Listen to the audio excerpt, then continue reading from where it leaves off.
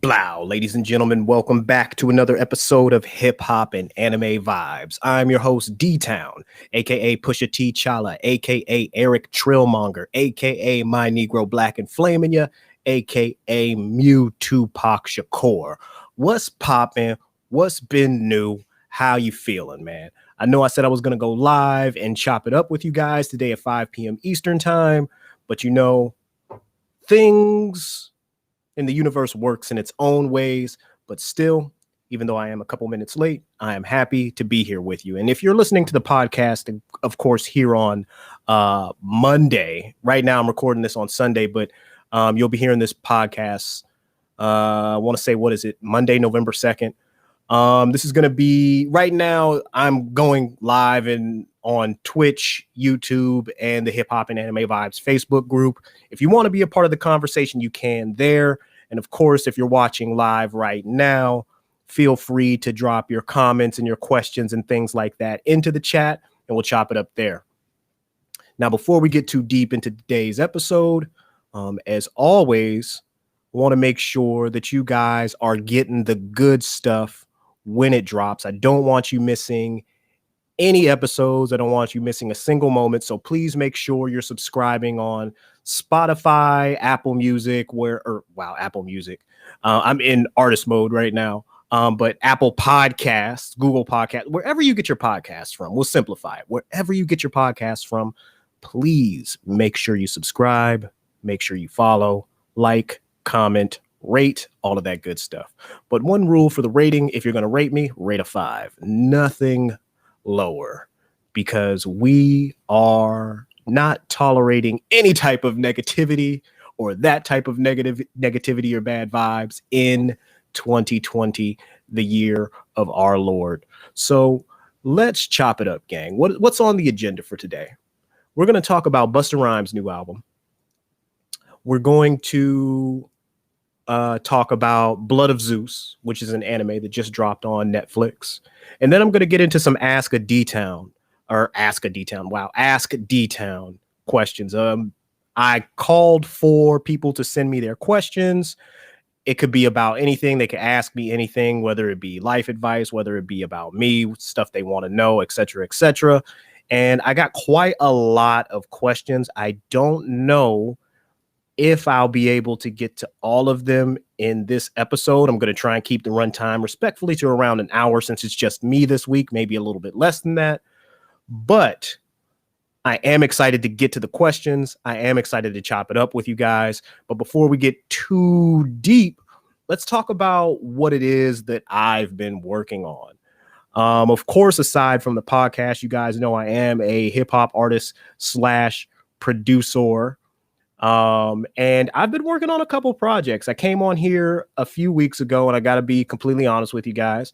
I believe in honesty, transparency, all of that good shit. Came on here, or the Black Ramen podcast. Shout outs to Patty and the gang over there. But I came on here a couple weeks ago, and I said, hey, you know what your boy is going to do? Your boy is going to put together an album, produce, write, release it all over the course of 60 days. And 60 days later, I don't want to say I failed, but I missed the mark. All right. I learned a lot along the way. I was actually only able to get 4 tracks done, which I was planning on getting a 10-track album done. All the beats and things like that were produced. But with my schedule, I ran into some roadblocks there. So what I learned is more or less how to assess roadblocks and barriers and determine a way around them. So does this mean I'm going to be giving up on the project completely? No, absolutely not. I'm still full speed ahead on it, especially with the 4 tracks that I've done. They're very dope, and I really like them, and I can't wait for you guys to hear them. But I think I'm going to take a different approach. I didn't break things down as succinctly as I wanted to throughout my creative journey, because here's the thing, right? There's what I'm trying to kind of come out of when it comes to music, when it comes to podcasting, when it comes to just art and creating in general. I have a tendency to be a bit of a perfectionist. And the problem with being a perfectionist is more often than not, I find myself working on one piece of content for what can be days, weeks, months, sometimes even years. At that point in time, it's never shared with the world. So what I've been focusing on is how can I work as efficiently as possible while not obsessing too much over the process, because there's a thing called analysis by paralysis. You know what I mean? Or paralysis by analysis. I don't necessarily know how you say it, but it's a real thing. And like the more and more you sit with something, the more and more you analyze it, you stay focused on analyzing it and less on actually doing the work to get it done. So long story made less long, I suffer from that. I'm not telling you guys how to create or how you should handle your projects or anything like that. Just more or less sharing what my creative journey has been like. Did I run into some roadblocks, barriers, and obstacles? Yes. Have I come up with a way to overcome those roadblocks, barriers, and obstacles? Double yes. I'm going to start putting together content in like a release, not necessarily a release schedule, but like a completion schedule. Like I need to have certain tasks completed over the course of a week. So instead of saying, hey, I'm going to do all of this over the course of 60 days, I'm going to condense it to 1 week and say, hey, you need to have X amount of tracks done, X amount of beats done per week in order to meet your quota. And during that time, what it's going to cause me to do is lock in and focus and put forth my best effort on everything it is that I can, because at that point in time, I won't necessarily be thinking like, hey, you know, I rested my laurels on, hey, I can go back and redo this. If it's not, it's like you want to put forth your best effort each time, every time. And what you get is what you get. They're not all going to be winners. They're not all going to be duds. But at the same time, you know, art is subjective. And if I'm more or less focused on like what everybody else is going to think and not focused on how well I feel about the art, how well I feel about the project, it's not going to come across as sincere. It's not going to come across as genuine. It's not going to come across as dope. So that is pretty much where I'm at. But I would like to get some feedback from you guys. Are you guys working on any projects, whether it be art, music, whatever? Let me know in the chat. Let me know in the comments, because I would definitely like to chop it up with you guys about where you're at in your creative journey, what it is you're working on, how well everything's going, etc., etc. Moving on, let's talk about Busta Bus.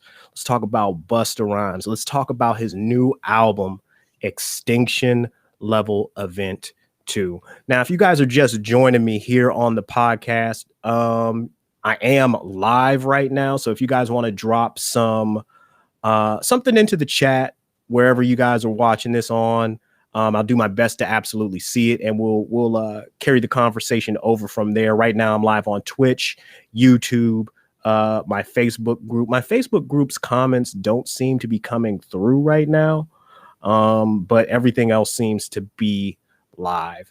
So, Busta Rhymes, Extinction Level Event 2. He's been talking about this album for quite a while. I just want to talk a little bit about the promotion before we get into the actual music. Busta Rhymes has been bullying T.I., and it's some of the wildest shit ever. And I'm going to be completely honest with you guys. I love to see it. I feel like if you're going to promote an album, you do it in this way. Let me break it down. Let me bring you guys up to speed in regards to what's going on. So Busta Rhymes, a couple weeks ago, in preparation for his album, he went on a promo run, doing a bunch of interviews with podcasts, radio outlets, media outlets, whatever. One of the media outlets he was at was Fat Joe's podcast, The Fat Joe Show. Yes, Fat Joe has a podcast now. And on there, Fat Joe discussed T.I. and how T.I. was calling out 50 for verses.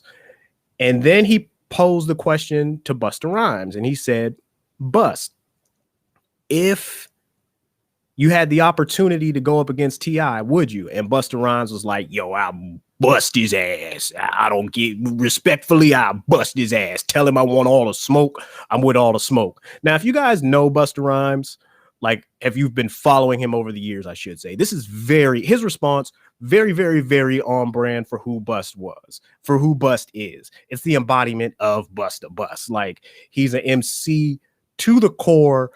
And I just loved how when he was asked that question, he didn't shy away from it. He let you know exactly how he felt. And if you've seen him live, like, you got to understand, like, not only is he an epic performer, but he's got a catalog that crushes. So T.I. then responds to it and says, hey, man, listen, that's respectfully, I'm going to decline it. That's a generational gap. It's one hell of a generational gap. You've been making music since the 80s. If you're going to be pulling stuff from the 80s, I respect you, you my brother, et cetera, but I'm going to politely and respectfully decline. Now, here's the thing, okay? T.I., I completely understand. I get it, right? I get it.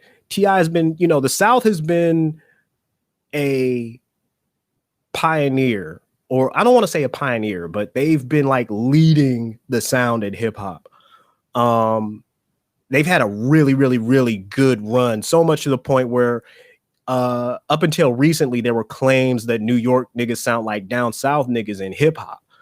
When you look back at like 2015, 2017, 2000, like it seemed like New York had lost its sound a little bit. So with T.I. more or less saying like, I politely and respectfully decline, he knows what's up, man. He said it's a generational thing. Busta's catalog is way too big. That's like, oh my God, that's like, I'm trying to think, that's like Carrie Hilson versus Beyonce. You know what I mean? It's like the two are not like the other. You know what I mean? They're not in the same league. Both great artists, both sell a lot of music, and that's no disrespect to either one of them. But still, man, I understood where T.I. was coming from. Busta Rhymes responded to that and was like, look, man, it don't matter what I could just stick in the pocket from when you started releasing music and still bust your ass. And it just seems like every other day leading up to the album, Bust has just been responding to T.I.'s decline. If you guys haven't seen it, go for it. And the reason I love it is because it's very much in the spirit of hip hop. It's a very competitive genre. And the thing that I like about this is it's not going to come to violence, right? T.I. can still come to New York. Bust can still go to Atlanta. Nobody's going to run down on each other in a McDonald's or a Checkers, and there's not going to be any physical altercation in behind this. It sounds like they're two really good guys that know each other, that are familiar with each other. And albeit they're a little bit competitive, they're not taking it personally to like, well, I'll run down on you, fuck nigga. Like, I respect that. I respect that. And I understand antics sell. So I'm not really a fan of like what Tekashi was doing and shit like that to promote his album. And we see how his album performed, right? Not that well. I mean, if you compare it to other independent artists, yes. But if you compare it to what he was projected to do and how inflated his numbers were on previous projects, it didn't quite measure up. And you've seen that it's essentially been radio silence from that guy since the project dropped. And I largely hear that that's because a judge stated that Tekashi is not to have armed security walking around with him 24/7. You guys can fact check me on that, but either way, that's neither here nor there. I digress. Busta Rhymes Extinction Level Event 2. This is classic Busta. And I hate to say such generic things like, oh, if you're a fan of Busta Rhymes, you're going to be a fan of Busta Rhymes Extinction Level Event 2. But fam, this is classic Busta. You know what I mean? It feels like he went back and he got into his Genesis pocket. You know what I mean? Like just saying all kinds of wild, outlandish stuff that only Busta Rhymes could say. The flow feels very reminiscent of his flow and delivery in the 90s on his first Extinction Level Event project. This album is 22 tracks long. The majority of it sounds like, man, like the first leg of it sounds like like straight up like New York club bangers. And it's, well, let me not say New York club bangers, but it's like, you know how Busta gets into that pocket where he does this thing and he just takes like the most like eclectic, like obscure, like beats and somehow makes them like a club banger. Like, yeah, it's a lot of that on here. But the thing that really sticks out to me about this album is how versatile he has been with his delivery, and he's still consistent with that versatility over the course of this particular project. What I mean is, you know, he can pipe up, he can be very aggressive, he can be very rah, rah, rah in your face. And then he's got tracks where he's able to slow it down, get a little more sexy, be a little more contained, or his delivery is a little bit more like sexy, appealing to women and shit like that. And I mean, it's really interesting. You know, there's a lot of features on this album.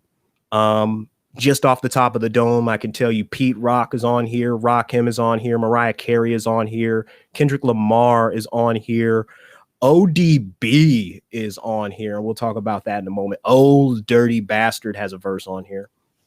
Who else is on here? Minister Farrakhan has a sample on here. The project is hosted by Chris Rock. Chris Rock appears on here several times throughout the album, and I feel like Chris Rock works for this album because of how, like, I feel like even though his voice is very much in contrast to Busta's, the delivery and the intensity that he has just with speaking on this album is very, very, very in alignment with what the theme is to the album, which is Extinction Level Event. Everybody's gonna die. You. This is the final year, 2020. Like, you know, so I get it. You know, that seems to be a recurring theme throughout the album, and I do appreciate Chris Rock's presence on the album, because he kind of serves to break it up a little bit. I think without him on here, the album will be a little too intense, too in your face, you know, especially sonically with what's going on. There's a lot of different tempos. There's a lot of different tones. There's just a lot of different things going on this album. And Chris Rock, even though he breaks it up, he's still kind of like the glue that kind of keeps the project together. So I fucks with that. Yeah, man, but listening to the production on this project, I'm going to keep it a Buckington. I'm going to keep it 1,000. It makes me miss Jay Dilla. It makes me miss JD. Rest in peace, rest in power. You know, I know they worked closely together as producers as producer and rapper on some of Busta's earlier projects. And for those of you guys who don't know, JD is a world-renowned producer from Detroit who passed away, I believe, in 2006 or 2007. You guys, please feel free to fact check me. But he passed away from lupus. He's also the godfather of lo-fi hip hop. The sound that he utilized, you know, pulling from old samplers, pulling from vinyl, just the dirty sounding samples, the syncopated drums, the atmosphere, the ambience in some of the beats, just some, I don't want to say the offbeatness, but just like the syncopation of the beats and how the samples were EQ'd and flipped and things like that. A lot of the stuff that you hear in lo-fi is a byproduct of Jay Dilla. And I know a lot of people associate like Nujabes with that sound, which is one of the producers for the Samurai Champloo soundtrack. But if you were to ask me, and I don't think that history can kind of take away from this, Jay Dilla is a highly respected producer in hip hop from Detroit. He pioneered that sound that's being used today. And I would recommend, if you guys haven't listened to some of his work, to go back and listen to it, especially if you're a fan of lo-fi. You can treat it like a history lesson. You'll see where a lot of the sound came from, especially with some of his stuff with like Slum Village, J88. Donuts was his solo beat tape, which was phenomenal. It's just a lot, man. I can go on and on and on for days about Jay Dilla. He's one of my favorite producers. I love the guy to death, man. But it looks like we're starting to get some stuff that's coming through in the chat. So I'm going to answer some of these in a second here. But ODB has a verse on here, man. Old Dirty Bastard has a verse on this Busta Rhymes album. Now, here's the thing. I'm not familiar enough with ODB's catalog and his previous works to know if this is an old verse or if this is a brand new verse. But here's the thing. It's brand new to me, and I fucking love it, man. It's a great, like, just hearing him out of nowhere. You know what I mean? And it just took me back to like, man, like we really lost some phenomenal talents over the years.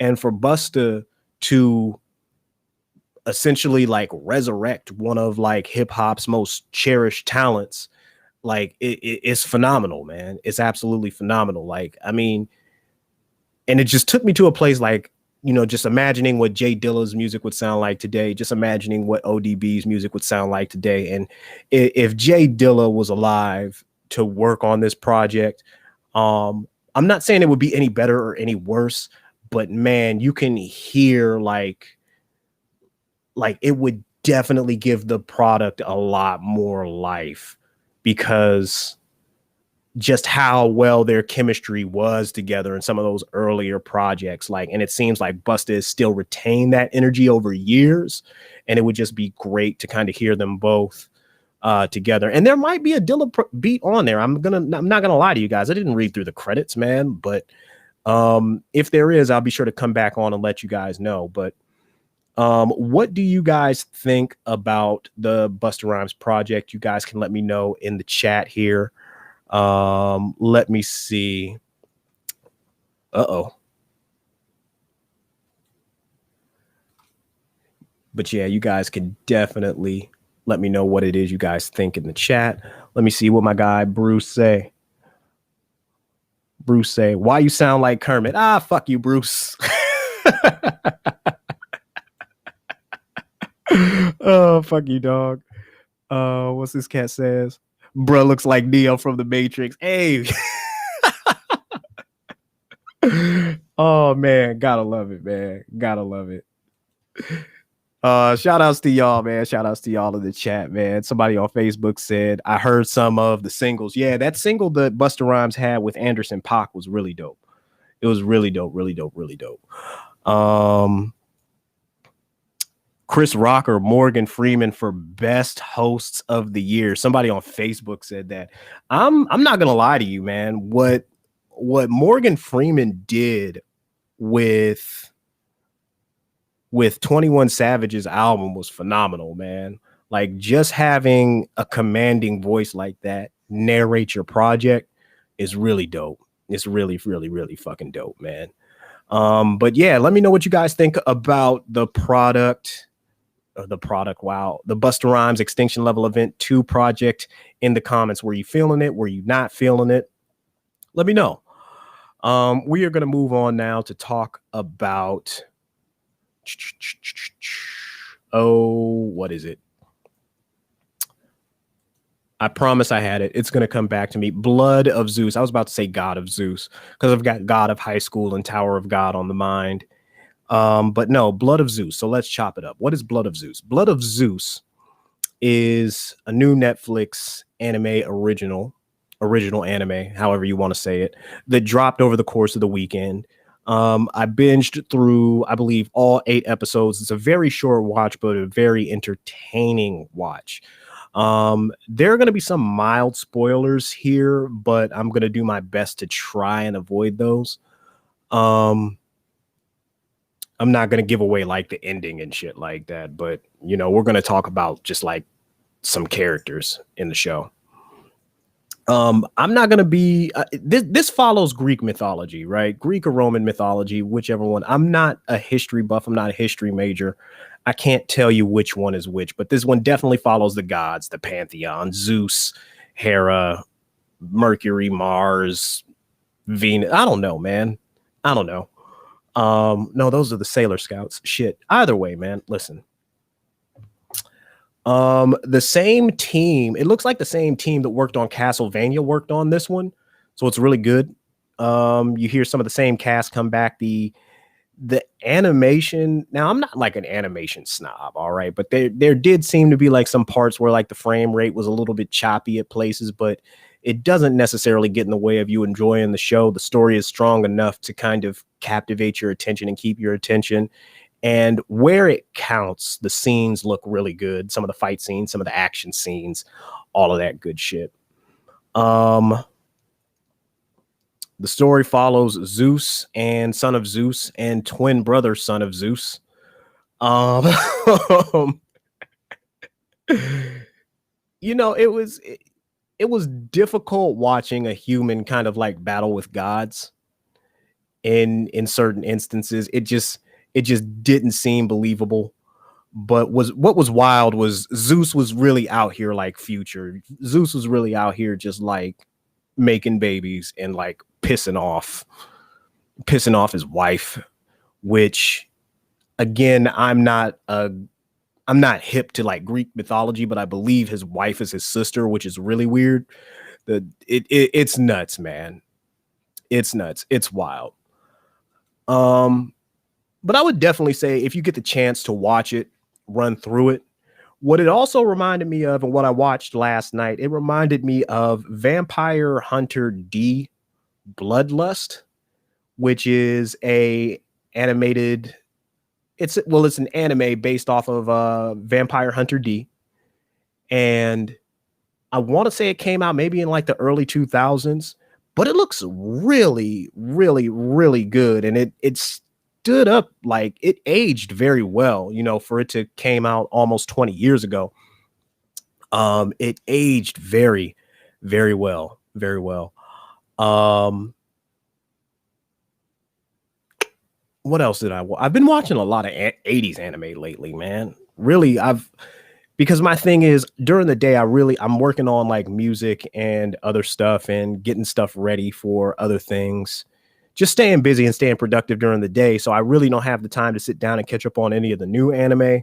And I don't like watching new anime at night because it doesn't really hold my attention. I'm on my way to sleep. You know what I mean? So I've just been going back, watching some of the old seinen anime that I came across as like a kid, you know, Vampire Hunter D, Tank Police, Project A-ko. What else did I watch? Goku the Midnight Eye, 1 and 2 was really dope. Wicked City, Demon City, Shinjuku. It's just something about anime that was released in like the 80s and the early 90s, especially like that cyberpunk stuff that really like draws me in. It has a lot more of a darker, sinister type of feel to it. It's almost like, you know how with Batman the animated series, they stated that they drew everything on black paper to kind of give it more of like a grim type of look. I feel like that's what they did with anime in the 80s, which is why I'm really like drawn to it. It has a really nostalgic feeling.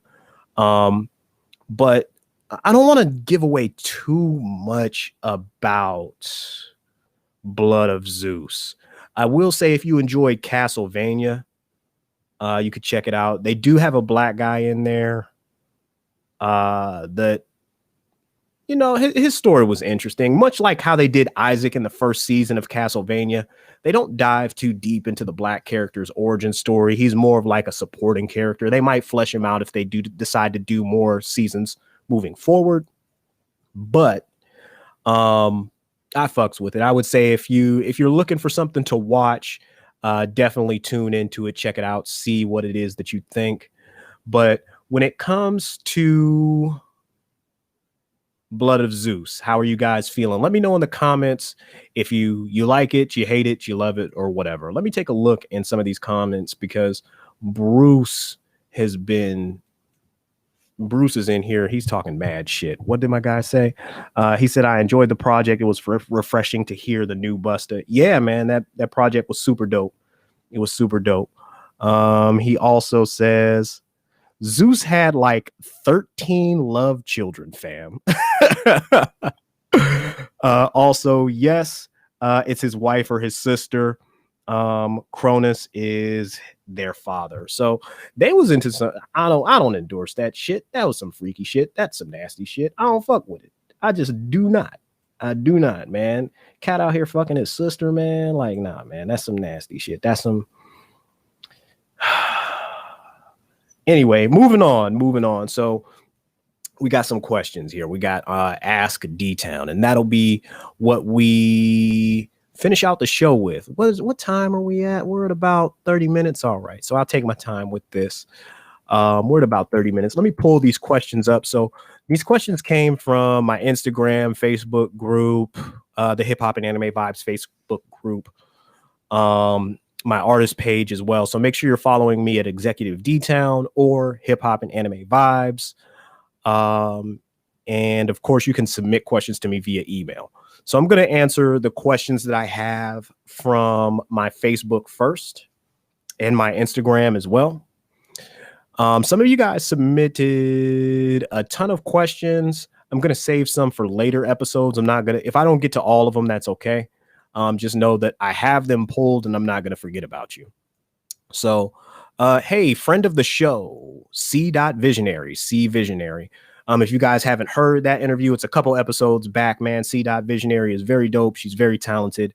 I love the type of stuff that she's putting out. She's doing some really, really, really funny Inuyasha skits. Like, you guys got to take a look at them, man. Just it's hilarious. But she asks, what is the origin of Hip Hop and Anime Vibes? What inspired you to create music? And what inspired you to fuse anime and hip hop together? C. Visionary, thank you for the question. This is a really, really good question. So the origin of Hip Hop and Anime Vibes was essentially I was looking to fuse or merge two things that I really love together. And it was low-key inspired by Samurai Champloo, but I didn't start this account until maybe about 4 or 5 years ago, where I was really like, hey, initially I was like, I want to make beats and make AMVs and put my AMVs and match them up together, like make AMVs to my beat. That's a much simpler way of saying it, man. Goodness, I promise I could talk.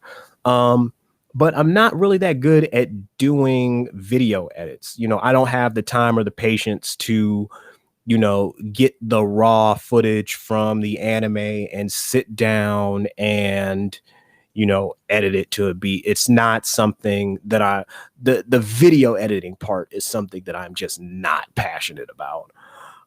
So that presented a roadblock for me. And then what ended up happening was, with me running that account, I stumbled across the blurred community or the Black nerd community, which I had no idea existed. And I seen a lot of people creating really dope work and really dope art and doing really dope things in like the Black nerd space. And I was like, I more or less want to signal boost some of this stuff.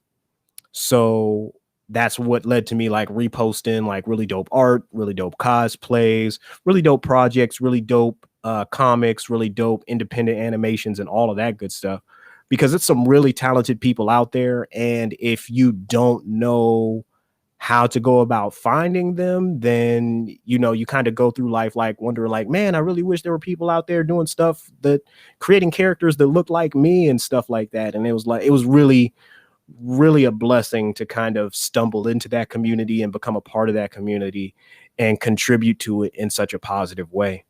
What inspired me to create music? Really good question. What inspired me to create music? I've got to go back a little bit further, because I've been making music since maybe middle school. You know what I mean? And I didn't get really serious about making music until after high school. But I more or less always had a love for music, you know, especially growing up with my brother, with my family. You know, my father kept a Cameo or a Barcase Barclay CD or cassette tape like in the car, and I would find myself like stealing those and dubbing over those, and just, you know, as a like 5-6 year old kid, you know, making my own mixes on the cassette with some of like my favorite songs and stuff like that. So when I came across like how to produce and stuff like that, like in middle school, um, just started making like my own beats, started writing my own rhymes. You know, I was really inspired by A Tribe Called Quest. And what really drew me in about A Tribe Called Quest was that those guys were genuine. They were themselves. They weren't rapping about stuff that they didn't do. They weren't rapping about killing people. They were more or less, you know, just showing off their skills and rapping about girls. So I thought that that was really dope. And from there, I kind of kept doing my thing. If you guys would like me to go deeper into that, like, let me know. I kind of wasn't prepared to answer that question, but you know, I do have some stories that can go along with that. But if I did that, if I started diving a little bit deeper, I wouldn't be able to answer some of these other questions. So if you guys want me to follow up and flesh that question out or flesh that answer out, please let me know. But the short of it is, hey, got into music during middle school and kept doing it from there. I should let you guys know that I went on to get 8 Ohio Hip Hop Award nominations, some of which are Best Live Performance. So yeah, that should let you know a little bit about me and what my live shows are like. Moving on, this comes from now. My guy's name is in Arabic, and I can't read this name. It's in because I don't know Arabic. You know, it's literally written in Arabic. But he says the question he asks is, how can lyrical hip hop make its way back to the mainstream? Now, I know this guy. I'm not going to say his name, but I believe he's some type of government official. So shout outs to you, my friend. I don't necessarily know the appropriate term for what it is that you do, but I do appreciate you listening to the podcast, and I appreciate you following the music, and I appreciate you, you know, pretty much supporting me over the years. Thank you for that. So how can lyrical hip hop make its way back into the mainstream? I don't really feel like it's left. And here's the thing, right? It's if you look at like J. Cole and Kendrick Lamar, right? Both are whom you would consider to be lyrical artists, right? They're putting up big numbers. They're putting up huge numbers, and they're lifting their crew up around them, right? So you certainly wouldn't call Kendrick and Cole underground artists. You certainly wouldn't call them backpackers. You wouldn't call them, you know, whatever obscure term you would use. At this point in time, they're multi-platinum selling artists. They are indeed mainstream artists. You also have Eminem, who's also a mainstream artist. But if you listen to the content of their records, it's definitely, a lot of it is definitely focused on like lyricism. And I think we're starting to see more or less like a shift in music to where it's like people are looking for substance now. They're looking for essence, you know. And you'll notice that in hip hop every couple of years, man. You know, like you'll see the party records, you'll see the street records, you know, you'll see the records for the girls and stuff like that. You know, you'll see a huge flux of that. And then it's like the bubble will burst. And then now people are looking for they're looking for lyrical content. They're looking for records that mean things. So to answer your question, I don't think it's about how it can make its way back. I think it's definitely here. Especially, you know, we just covered the Busta Rhymes album. Really good albums are being released week over week over week. I just think that hip hop goes in phases. It goes in cycles.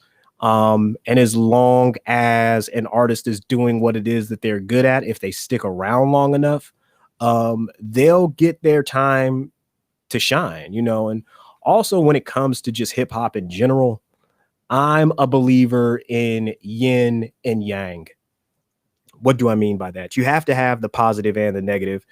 not saying that anybody's art is negative, but follow me. You have to have a light, you have to have a dark. You know, you can't. It all can't be one thing. For example, you're out at the club, and you're a single man. You're 19, you're 20, and you're there because the girls are there, right? You're trying to dance with a young woman. You want to dance to Juvenile. You want to dance to Juvenile, back that ass up. You don't want to dance to Fight the Power you don't want to dance to Public Enemy. Shorty comes through, she comes to kick it with you. You know what I mean? You might put on like some Drake, you might put on like some Marvin's Room. I don't know what it is, but I promise you this, man. If you put on this new Busta Rhymes when Shorty comes through, it's that's not really setting the mood. That's more or less like, you put that on when you're ready to fight. So I think it's balanced. I think everything has its place in the universe. I think everything is relevant to some extent, and art is creative. But when it comes to lyrical artists being mainstream, how can they get back into the mainstream? I think people are looking for that already. And you can see the type of numbers that are being put up by some of the bigger artists in the game that are lyrical artists. That, Kendrick and Cole aren't putting these numbers up by fluke. You know what I mean? They're not one and done acts. I largely believe that people like them. They like what they're talking about. And they're looking to celebrate those guys. So I hope that answers your question. Urban Sama sent me a couple questions, man. He sent me like 10. So Urban Sama, I'm going to answer one of these, and then I'm just going to keep answering them every episode with the amount of questions that you sent. I'm just going to do one per episode because I want to answer your questions, but I also don't want to sit here for like 4 hours, because listening to me, I have the inability to be succinct in my answers. It's nothing against you. It's all me. Okay. As he sips his tea, what inspired you to start, and how do you stay motivated with the podcast? Very good question. I've actually been podcasting for years way before you guys heard this one. I've started a podcast and probably ended a podcast every year to 2 years.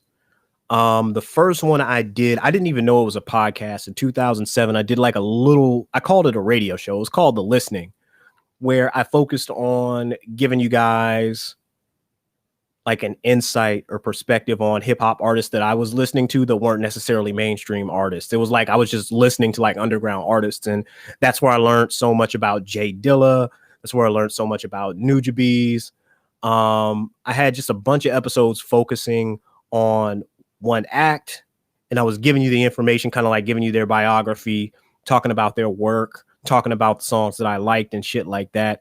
I did like 4 or 5 episodes of that, and it was really cool. I had fun doing that. And then I started the Northsider Podcast around the time of my first album release. I started that and I stopped that largely because I had a very difficult time trying to find a voice as an individual. And I struggled with figuring out podcast distribution. So I started that, and then I kind of stopped that one and sunset that one. Then in 2017, me and my brother started the Industry Rule number 4080 podcast. That was a bi-weekly podcast where we would come in and we would discuss everything pop culture related that occurred over the course of the past 2 weeks. And we put that on hiatus. I then had another podcast called, I believe, Those Blurred Kids, where it was me and Eunice. And we spoke about what was going on in like pop culture and anime. It was TPK, and then we were rebranded to Black Anime Podcast. And from there, I moved on to creating the Hip Hop and Anime Vibes podcast. And I'm really comfortable with this one because it took me to start and stop all those other podcasts for me to realize like where my strengths were and what it is I'm good at and what it is that I'm not good at. And what more or less keeps me motivated with the podcast is just essentially like knowing what my strengths are and what my weaknesses are and doubling down on my strengths. You know what I mean? It's a very, I don't want to say it's a complex game. I don't want to say it's a complicated game, but finding your strengths and finding your weaknesses is huge when it comes to just being a creative, because we want to do so many different things naturally. Naturally, we see something or we have an idea and we're like, I want to do this, I want to do that, this, that, and the third. And it's like there's so many skills we have to learn along the way. And you have to build a team and a support unit around you and all of this good shit. But then it's like, okay, realistically, what can I get done? You know what I mean? It's like realistically with my skill set, what can I crush? What can I dominate with? Let me do that. Like I don't need to corner the whole market. I don't need to necessarily dominate the world, but I could dominate a piece of the world. You know what I mean? While I work on everything else. But, let me double down on what it is that I'm good at. Let me push forward, all of that good shit. So it's in essence, what keeps me motivated is just knowing what my strengths are, because as long as I'm playing to that, I can't lose. You know what I mean? And I would recommend you guys do the same thing. I'm not saying ignore your weaknesses, but it's like, listen, man, oftentimes, we try to overextend ourselves. Do what you do best, whatever that may be. Everything else, you can improve on it later. But thanks, Urban Sama. Alien Gonzalez has a question. Is backpacking respected in casual fan universe? That's a really good question. Thank you for the question, Alien. Is backpacking respected in the casual fan universe? What you guys don't, to bring you guys up to speed, backpacking is a term that was used in hip hop. You don't see it as much now, but I want to say I became familiar with the term between 2008 and I seen it run up to about 2011, 2012. It was I felt like it was thrown around a lot during the blog era of hip hop, which was essentially like blogs were big like 2008 to 2012.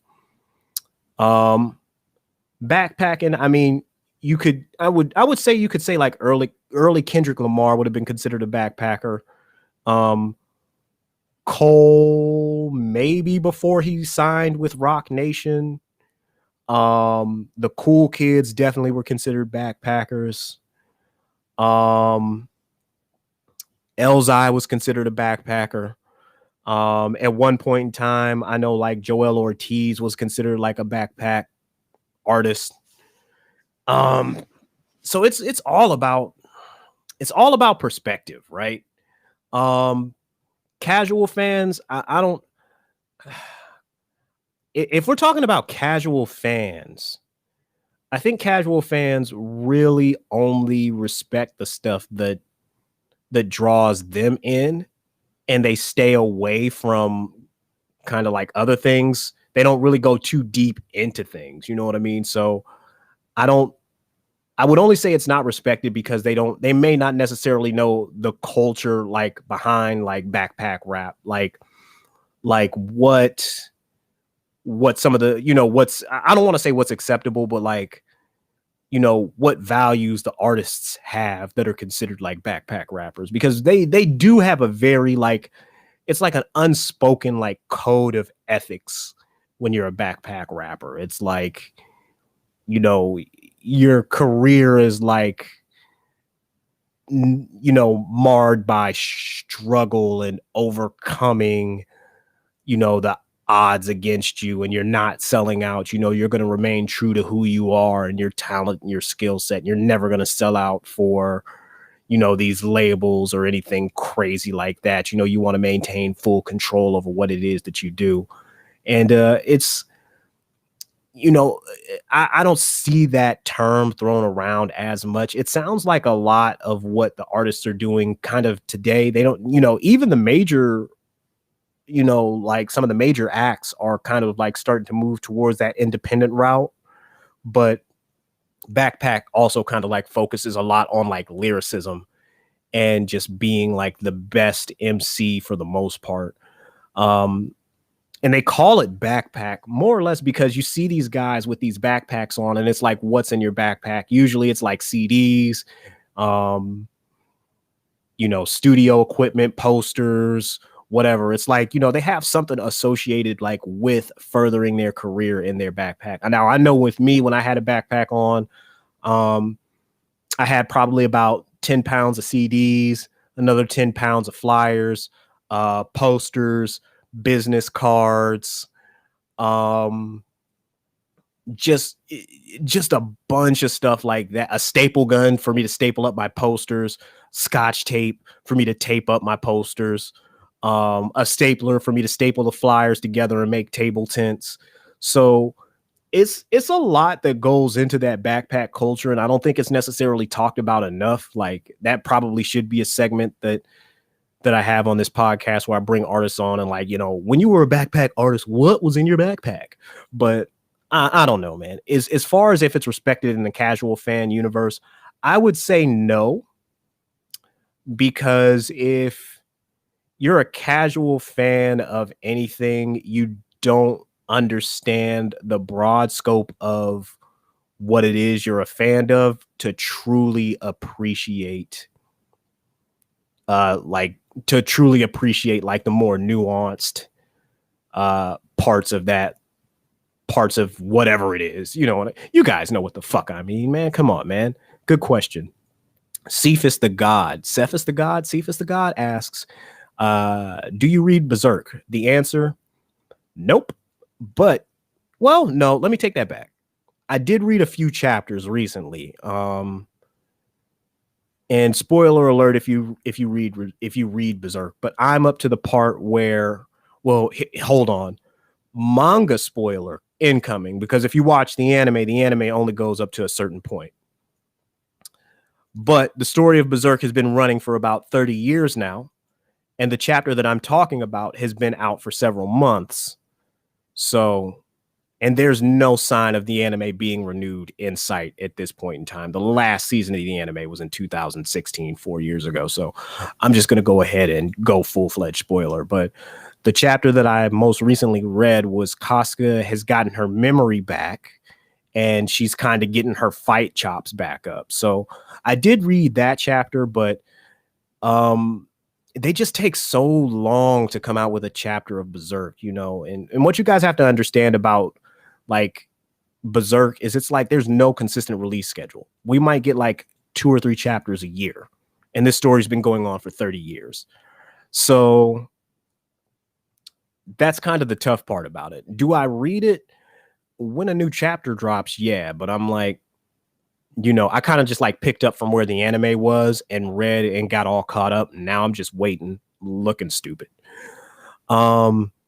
Kid Gravity Beyond asks, are you down for podcast collaborations? Hell yeah.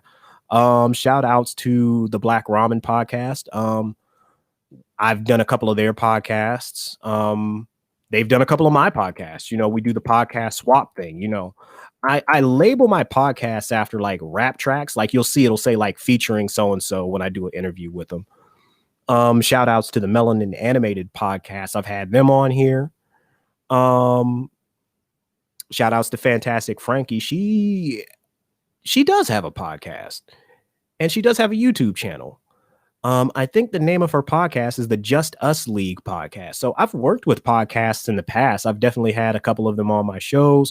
Oh, and shout outs to the Blurred View. Like my guy, man. Shout outs to the Blurred View, man. In short, yeah, I've collaborated with podcasts in the past. I've went on their shows. They've interviewed me. They've come on my shows. I've interviewed them. It's all good. It's all good. J369 asks, top 5 waifus for you. I don't know, man. I don't that's a tough question. I'm just gonna relabel that question to like top 5 badasses that I really think are dope that are women.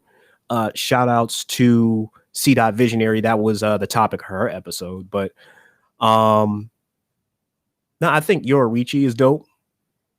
I think Michiko Melandro is dope.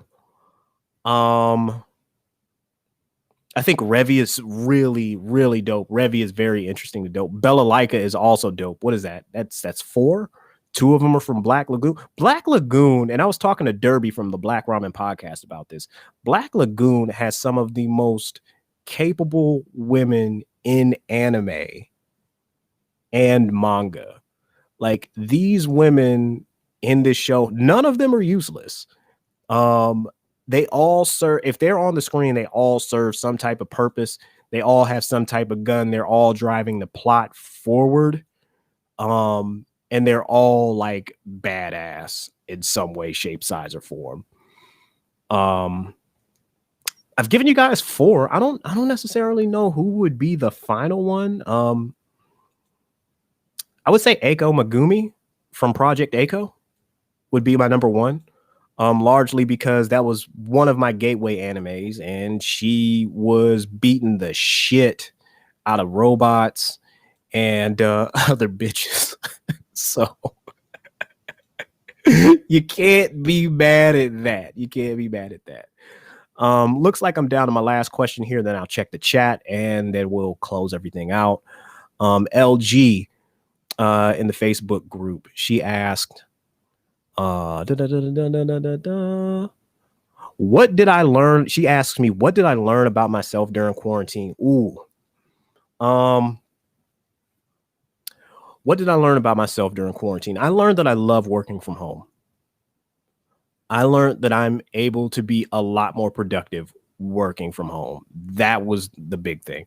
Another thing that I learned during quarantine is I have to watch my diet. I normally weigh around 150, 155 range. During quarantine, I ballooned up to about 170. So I discovered that in maybe June. Now I'm back down to 153.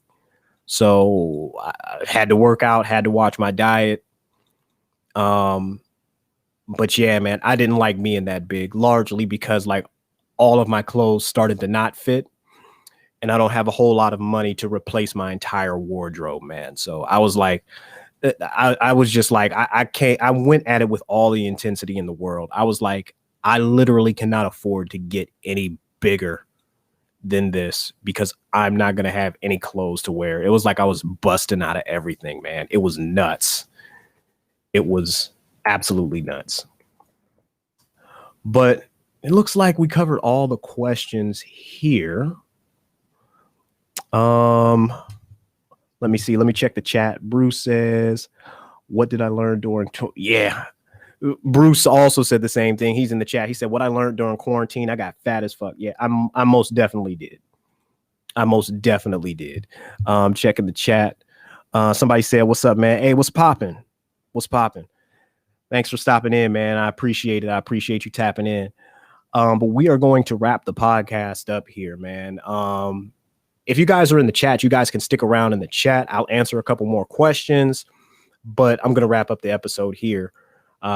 Please make sure you like, comment, subscribe, share, all of that good stuff wherever you get your podcasts from. Turn on your notifications so you never miss a single episode, and show your boy some love, man. If you're gonna rate me a 5 and say something nice, man. I promise to be a friend forever, or at least for the duration of this podcast. Does that sound fair? Very good. Ladies and gentlemen, it's your boy DTown, aka Mewtwo Shakur, aka Meek Milliardo Peacecraft, aka Pusha T'Challa, aka Eric Trillmonger, aka Katsuki Bakuglow, aka the Black All Might, aka On Site, aka Sailor Goon, and in the name of the Goon, I'll see you next time. Peace. All right. Let me stop this from recording. Okay, so we're still live. So some of you guys are in the chat. Let me just chop it up with you guys in the chat real quick. Somebody, let's see. Somebody asked me, what the hell you guys asking me? Let me move this camera around. Hey. Sorry about that, guys. Somebody said, Do you like listening to beats and reviewing? Okay, it says I mighty donate if you can listen to my beat and give me some feedback. You know what? I'm not opposed to listening to beats and giving them feedback. Just send it through, man.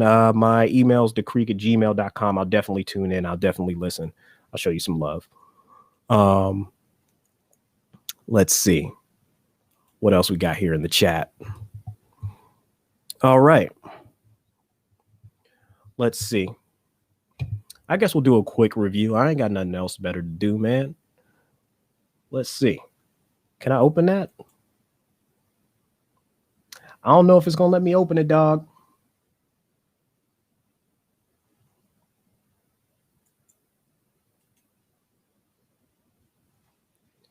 Hey, man, I'm running into a problem. It's not going to allow me to open that link, but I promise to listen to it and give you some feedback, most definitely, in some way, shape, size, or form. My voice is starting to go on me, guys. Bruce said, also, much love, bro. We got a link, but 6 feet away.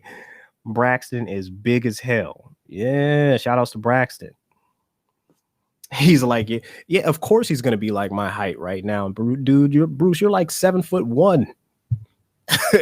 Your kid was destined to be 5'3" by the time he was 2 years old, man. It's going to be a tall kid. I'm happy to hear he's growing. I'm happy to hear he's shooting up, man. Shout outs to Braxton. Somebody said, thanks, man. That's the guy talking about the beat. What's your email? decreek@gmail.com. That's DAKREEK@gmail.com. Bruce said, shh, my fault, man. My fault. I'll keep it low. I'll keep it quiet, man. I'll keep it quiet. Oh, man. I don't know if you guys can tell, man, but the tough part about doing a solo podcast is you have to be talking the entire time. And I came into this thing going like, oh, yeah, I'm going to keep this thing to like 30 minutes. And here we are almost like a full hour later. And I am like completely whooped, my guy. Completely whooped. Do we have any other comments? Do we have anybody else?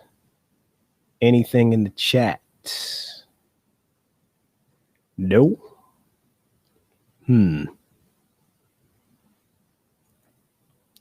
Looks like we're all good.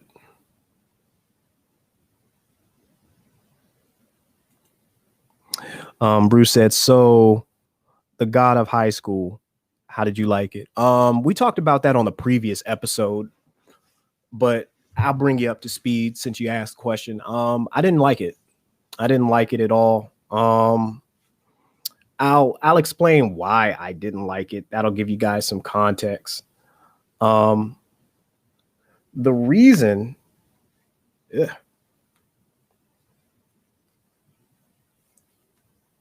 I didn't like it is largely because they didn't really explain the tournament arc to us. Like they just threw these kids into this tournament and